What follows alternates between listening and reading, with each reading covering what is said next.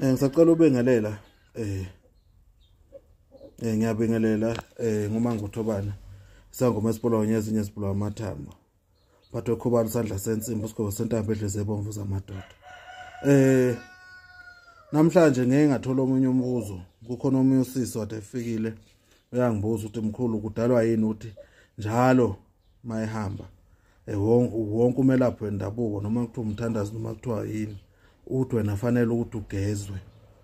Uthi lo sesisengezile mkhulu, ayikho into engazange ize ngigezele. Ingane zaphuphuma ngoba ngizazi ngageza amadlozi kageza yonke into. Kodwa manje njalo mangisaqhubeka nje kuthiwa ngigezwe. Kanti yini lefanele mina ngigeze kimi? Okokuqala masikhuluma ngokugeza, ukugeza kuhlukene. Kukhona ukugeza umzimba mosukuthela amanzi endishini ugeze. Mase kuba khona imimoya ekwembethe mayidinga ukugezwa. Kunendlela egezwa ngayo. Nanokuthi ke kunabantu nje abafanele behlale njalo behlambulukile begezile. Ngoba le moya yabo ayizwani nani nokungcola. Kuyenzeka ukuthi wena ugeze lokhu wageza kuthiwa hamba ogeza kanti lo muntu ozwana naye uye ongcolile. Ngithi manihlangana kuphinde ungcole.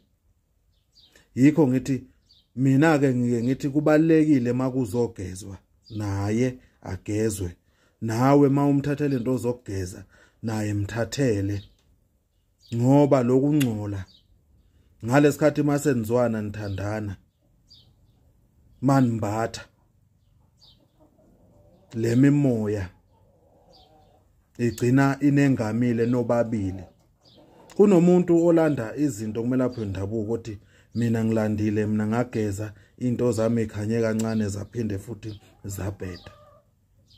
Ngike ngithi mina ke into ebalekile kufanele ukuthi mawulanda izinto zokugeza kufanele umlandele nomuntu wakho, noma uye kumelaphi wendabuko uyofuna into zenhlahla kufanele umkhumbule nomuntu wakho ukuthi fanele ageze naye. Ngoba omunye uzothi ngoba shadile ke nalomuntu ke ngizomnika kanjani lezi zinto, ngoba ke lo muntu lona ekhaya akaze zakhiphe lutho, ngizokwenza kanjani, ngizombiza kanjani. Yikho kufanele ube nendlela yokuxhumana nomuntu wakho, ngoba uma ingekho indlela yokuxhumana nomuntu wakho kunezinto zakho ezizobheka phansi, ngoba angeke uzukwazi umtshela amaqiniso. Kunabantu abathi mabethandana bezwana beqala ukuthandana, omunye kade sokola ethi mayifika lo empilweni yakhe izinto zakhe siqaqeke ziphambili.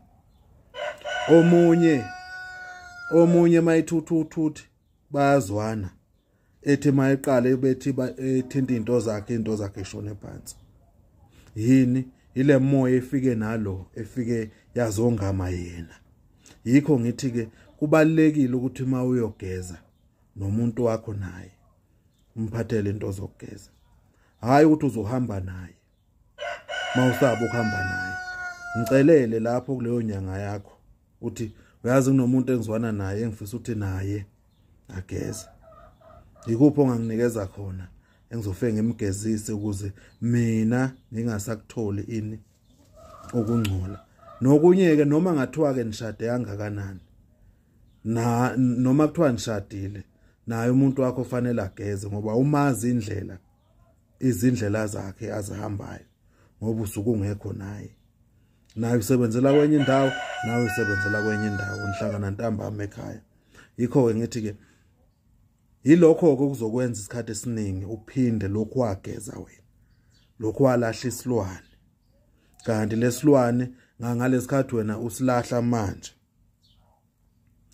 lesilwane sala lapha nakulo muntu wakho. Usebenzisa izinto uqede umzile mosuqedile uphinde ubuyele kuso. Yikho ke ngithi ke kubalekile ukuthi manigeza naye ageze, naye ethola izinto zokugeza ukuze ubone ini inqubekela phambili empilweni yakho. Sathokoza uManguthobana.